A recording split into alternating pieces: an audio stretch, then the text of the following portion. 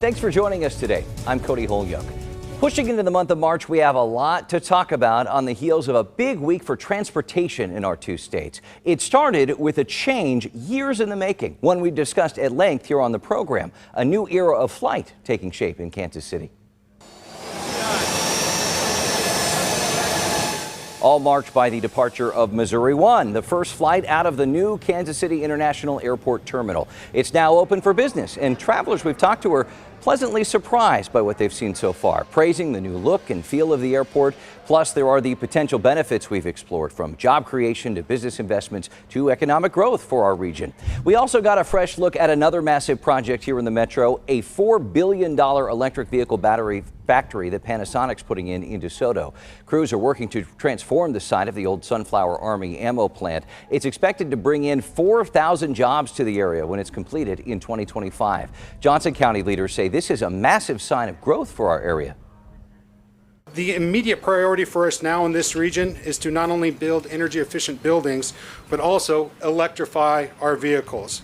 And we're incredibly excited for the role that Panasonic will play in catalyzing our transition forward. U.S. Transportation Secretary Pete Buttigieg even stopped by the site last week to discuss the future of EVs in the U.S. and the role Washington is playing to get us there. The Secretary's visit was part of a tour of projects and events across the metro. I spoke with him one-on-one about the opportunities and challenges facing cities, towns, and travelers in Kansas and Missouri. Mr. Secretary, here at DeSoto, looking out at this, where just a couple of years from now, EV batteries are going to be rolling off the line. How do we get to that point where electric vehicles are the viable option, especially when you have more rural states like Kansas and Missouri? Well, I actually think rural states are some of the best places for EVs for a couple of reasons. One, people tend to have longer drives, which means you're spending more money on gas or diesel, which means you will save more by filling up on electrons instead of gas or diesel. But secondly, more people in rural areas tend to live in single-family homes, which means it's easier to charge up. Now, we're still doing our part, which is to make sure for those longer road trips, we're getting more of the chargers out there. And we're pushing through things like the Inflation Reduction Act to lower the cost of EVs in the first place, so that people who want an EV can afford to get one. But the other thing that's really exciting to see here is the good-paying American jobs coming right here to DeSoto that are going to be going into EVs that could be sold around the country or even all over the world. It's time for us to continue importing jobs and exporting products instead of the other way around. That's been the president's focus. That's our focus. And you see what that looks like right here in this field in Kansas. Hard to keep all of those products coming from within the U.S., though, I imagine. That's the battle. Yeah, part of our focus is to make sure that America has the edge. Look, we don't want to be relying on other countries for our supply chains and for auto manufacturing. We want to be creating those materials and creating those jobs right here at home. That's what our policies have been all about. That's why we pushed so hard on getting this legislation done. And now we're seeing the results as company after company after company from around the world says, actually, we're going to choose to manufacture in the U.S. now. Let's talk a little bit about air travel. This is a busy trip for you. You're at KCI for the ribbon cutting. Yeah. Air travel's been top of mind, especially this winter with ground stop and many issues and delays. I know that the DOT has been working to try to inform travelers and protect them a little bit more. What's going on behind the scenes, and is the work done yet? So there's more work to do. There are two big things we're pushing on. One is the airlines, getting them to step up, getting agreements and requirements so that they treat passengers better. We've made a lot of gains. There's more work to be done.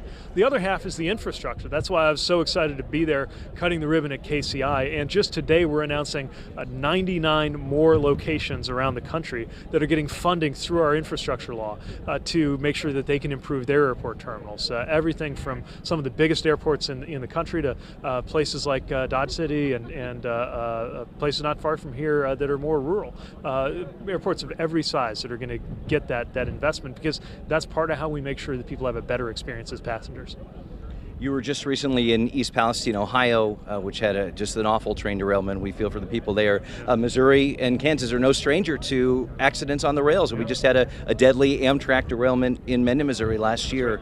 Thousands and thousands of rail miles are running through both of our states. What's being done to protect the people on the rails, protect the rails themselves, and protect the people who live around them? Well, it's just in East Palestine visiting with people who had their lives upended through no fault of their own. And it has really reinforced my commitment to make sure we protect communities that are close to rail lines, which is a lot of us, especially in the middle of the country. What can we actually do about that? Well, it starts with holding railroad companies accountable for how they treat those communities and raising the bar on standards around safety. You know, the truth is the industry has fought really tooth and nail against us as we've tried to implement more stringent practices and rules. But we're going to keep pushing on that. And I think one way that some good might come out of this terrible situation in Ohio is more national attention on why we need to raise the bar, why we need to push harder, so fewer communities go through that kind of upheaval and pain.